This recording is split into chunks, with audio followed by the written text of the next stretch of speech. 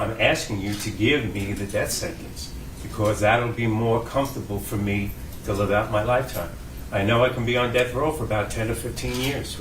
That translates to, I sentence you, Mr. Lorenzo, to death.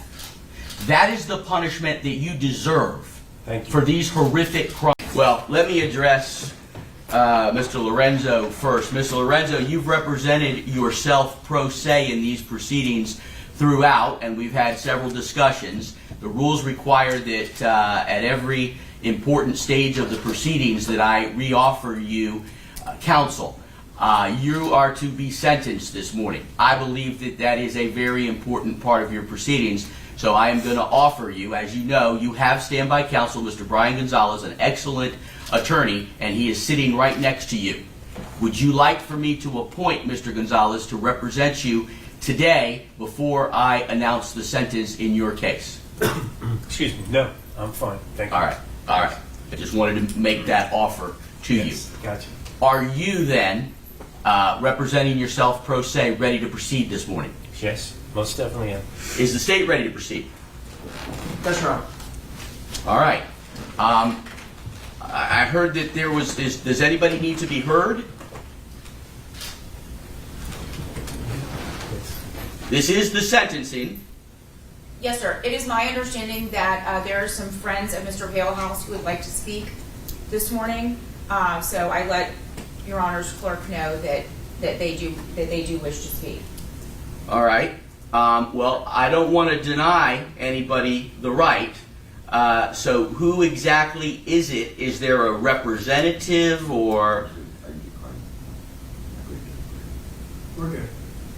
So nobody wants to speak? Change of plans. Yes, sir. That's not a problem. That's not a problem. We're flexible. All right, then. It appears that everybody is ready to proceed to sentencing. Oh, Mr. Lorenzo, yes, you're raising your hand. Do I get to say something before sentencing? I will allow you the opportunity, yes, sir. Okay, very good. I'd like to take me about 5 or 7 minutes of your time if you don't Well, mind. I will ask that you try to summarize it as quickly as possible. Okay, okay. First off, I'd like to thank Mr. Gonzalez, Mr. Sonority, and everybody else that was part of the defense team. They were absolutely incredible. Absolutely incredible. And I want to thank them from the bottom of my heart. Thank you. Can I address the state attorneys? You may. Yes. I'd like to let you guys know that I have no animosity against you. You did your job, and you did a very good job of prosecuting this case. So I want to thank you for that because I appreciate your fairness to me, and that's what I appreciate. In this lifetime, I'm the bad guy, you're the good guy. Maybe the next lifetime the role will be reversed, who knows. But I want to let you know that I wish you all well. Okay. And to the judge, I want to thank you because you have had incredible tolerance and patience and fairness to me while I stumbled my way through this whole process. And I want to appreciate that. I want you to know that, and I want that on the record for the Florida Supreme Court. So I'd like that to be there. I'm seeking the death penalty. It's in my best interest, basically, because it's a comfort.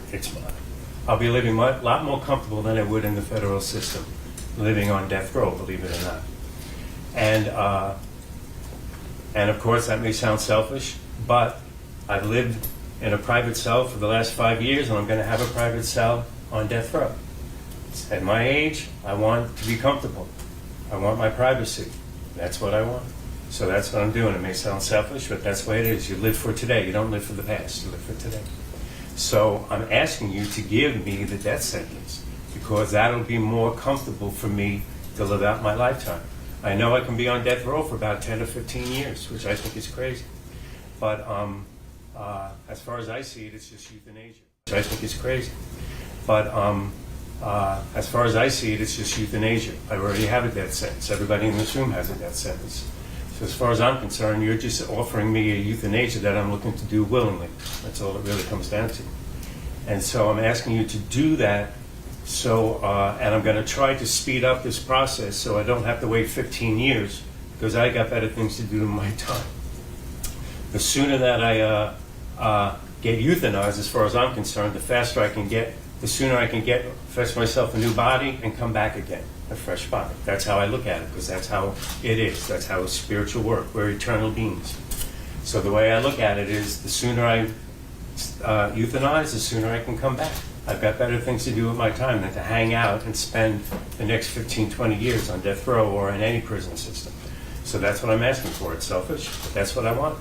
So that's all I really have to say. All right. Thank you. Well, thank you. And I don't know if what you say is perhaps some form of reverse psychology, No. nor do I care. I will not consider what you want in issuing my sentence. I know that. Yes. All right. So I am then ready to proceed. Did you have anything else that you want to say? No, I'm pretty good. I'm looking forward to getting this over with. It's been 5 long years. Yeah. All right. Does the state, based on the fact that the defendant made a statement, have anything to say before I announce the sentence in this case? No, sir, we do not. Thank you. All right. We recently had a penalty phase bench trial in which many witnesses testified. On February 7th, 2 very strong young ladies testified. Miss Ruth Wachholz, the mother of Michael Wachholz, and Miss Pam Williams, the mother of Jason Galehouse. They are observing the proceedings today. The thing that was consistent in their testimony was that they have been waiting 20 years for justice. Today, that long wait ends. In the words of Miss Pam Williams, from one Italian to another, ti condanno a morte. That translates to, I sentence you, Mr. Lorenzo, to death. That is the punishment that you deserve for these horrific crimes. My reasoning is explained in a 40-page order that I have prepared and signed and am filing contemporaneous with this sentence. Will be handed out to the defense and the state now. You were previously adjudicated. You shall be transferred to the Department of Corrections to await your execution. You have 30 days to appeal this sentence. Mr. Gonzalez, I ask that you file a notice of appeal before you file a motion to withdraw as standby counsel. Judge, I will inform the court that Mr. Lorenzo has already prepared a notice of appeal, and I intend on filing it when we leave the courtroom. I appreciate that. Very good. Excellent. And just like that, after more than 20 years, the victims' families finally heard the sentence they had waited decades for. But what makes this case unforgettable isn't just the death sentence, it's the defendant's chilling reaction. Instead of fear or regret, he calmly asked for execution as if it were simply a personal decision. The judge made one thing very clear. The sentence would be based on the horrific crimes committed, not on what the defendant wanted.